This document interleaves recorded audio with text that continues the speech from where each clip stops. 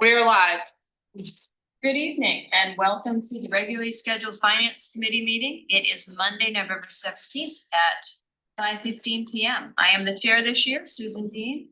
I am joined by Michael Beck and Wayne Mallard and newly appointed counselors Daniel Carson and Susan Falloon will be joining us on the Finance Committee. We also have Counselor Fish, Counselor Leonard, Council Chair DuPause. And we are joined by Stephanie Kimball, Finance Director, who I believe is going to go over some points about Finance Committee that will be particularly interesting to our newest members. Yes, I do. Okay, so there are multiple committees. This is Finance Committee. As the Finance Director for the city, I'm assigned to the Finance Committee with 5 counselors and 1 chair for the committee. The Finance Committee meetings are typically held the first and third Monday of each month. If it falls on a holiday, it'll be on a Wednesday. And we usually meet at 5:15 p.m. or later. Agenda items, I would send an email out 2 Fridays prior to the agenda getting put together. This allows us to receive items, ask questions, review the agenda, things like that. Typically, there's 3 items for action, which is consent, bids and purchasing, and other. Consent agendas, routine items. Workout agreements may also be on the agenda. They are executed by the tax collector, and it's essentially a payment plan for outstanding taxes. The committee may recommend council orders to the full council for appropriation of funds. Committee items may also include report of bids awarded staff, emergency purchases of more than 25,000, or the purchase of used equipment or vehicles. We do have an extensive procurement policy, copy of which is available. I don't want to say most. If it's over 25,000, it goes through the purchasing policy, the procurement policy, and usually goes out to bid. And then it also gets referred to full council if the value exceeds 250,000. For taxpayers in distress, state law allows officers to abate taxes. So those would come to the Finance Committee as well as myself. Quarterly, the Finance Director presents interim financial statements to the committee, and annually, the outside auditors will come in and do a review and a presentation to the council through the Finance Committee. And I've also attached a copy of the committee charter.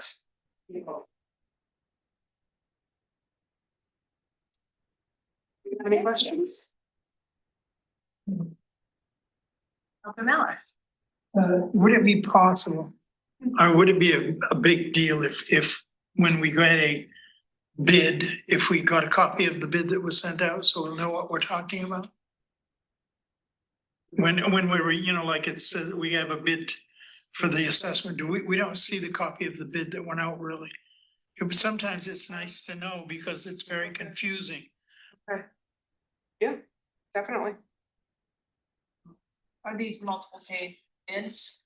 Sometimes. Do they have to be abbreviated or is it something that would fit into our agenda? If you'd like a copy of the RFP. Yeah. Is that what you're thinking of? They can be 4 or 5 pages all the way up to 80 pages. It depends on what it is, really. And if it's a state project, they're generally federally funded. What if we hyperlinked it in the agenda? That's fine. That would work. Yeah. So then it would be another 100 pages in your packet. You Yeah. the packet. Especially when I have to print it. Just an idea. Sorry to interject. No, it's just that the information sometimes is helpful. It gets confusing if we don't know what we're bidding on. So city manager suggested a hyperlink. I don't know if that's heard by people listening. Sorry. So I just wanted to mention that we are all in agreement that that would be something we could start with. Definitely. I think that's a great idea. We should bring that up, Council Mallard. I have one more thing. Certainly. It's my day. No, it isn't. There were some recommendations made by the audit committee. Have we had a chance to look into those or bring any of them to fruition? For instance, the reconciliations on a monthly basis. Yes, we're working on them, and we're working on them on a regular basis, but again, we have had, staffing shortages lately. So I'm looking to fill those, shortages right now. We're right in the process. We're hopefully we already have somebody in the AP position and, we're trying to fill the other positions. So we're working on the backlog. Because some of those have been certain, it's not your fault, but some of them have been several years sitting there not doing anything. And I think it's time we cleaned them up every year. Helps you in the long run. Yeah. That would be a great goal. Once we're fully staffed, then we can revisit to see where we are. Do you anticipate being restaffed by the end of the year? Very soon, Okay. actually, yes. And you have one item for bids and purchases for community risk management. Yes, the fire department went out to bid for qualified consultants to conduct a community risk assessment. It was to conduct a community risk assessment and develop a standards of cover document for the community. It will be funded out of the capital budget and was approved for the fiscal year 26 budget. 6 bids came in ranging from 21,000 to 75. There was a two-tiered proposal that would increase the cost to 155 for additional services. The low bidder was Response GIS out of Charlotte, North Carolina, low bidder is not being recommended due to concerns about their lack of experience working with communities as complex and large as Bangor and inexperience working with communities in the Northeast. For these reasons, the fire department recommends awarding Matrix Consulting Group from California. Their bid was $44,300 and has experience completing projects as large as complex as Bangor.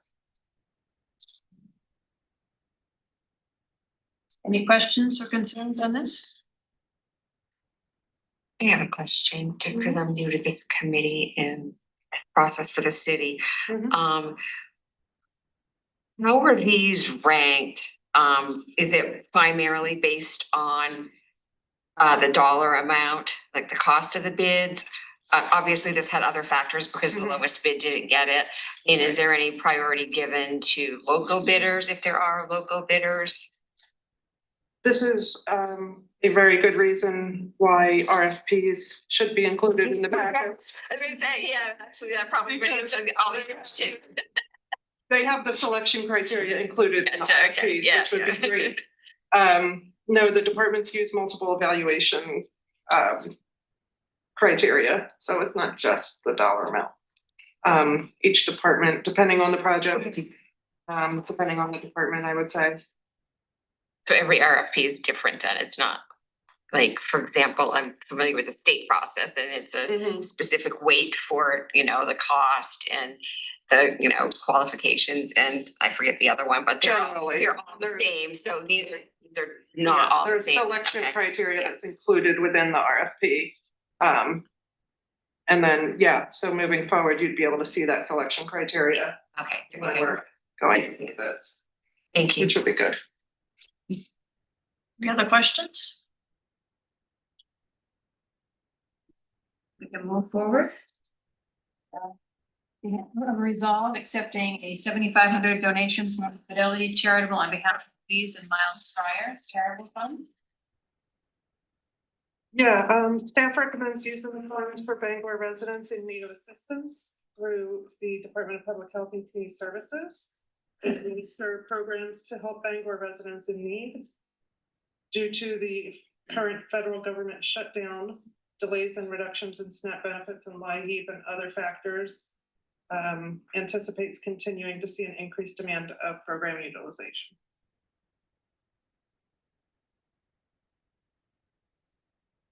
Any questions on this resolve? Yes. I'm just curious about this charitable fund. I mean, how did this come to be? We've been receiving donations from the fund for many years, and we receive it about once a year. It's not guaranteed, but if we do receive it, it'll be annually. It is annually.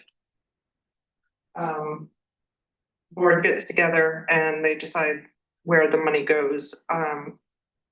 It's used for people in need of assistance and also for homelessness, things like that. Typically. Is it the same amount every year? I don't believe so. But I can look into that. Councilor Mallon? Is it the same specified group that receives it? I mean, is it our public health and community services specifically for SNAP and LIHEAP, or is it, do they change it every year? I believe, So, we choose, so we just receive a check. Oh, okay, so And then there's we- no food streams. Okay, We've that's fine. recommended that it be designated for this purpose. Does that work? Is that actually picking it up? Perfect. okay, thank you. Thank you. Current situation, it seems like a reasonable place to put the money. Does anyone have any other questions, or concerns? We'll move this forward. Oh, yes. So at the end of the year, when you have used all of the money, are we gonna have something that we can look at next year when your money comes from this fund that says this was funded for this amount of money to go to this project? So we'd have an accounting of what was spent. Essentially, Yeah, yes. I think that would be really helpful with the grants and the things that we have, if we know where we're spending it. Because right now, we go back and we know we spent $1 million somewhere, but it doesn't necessarily tell us how and where and how long. So that would be great. I appreciate that. Thank you.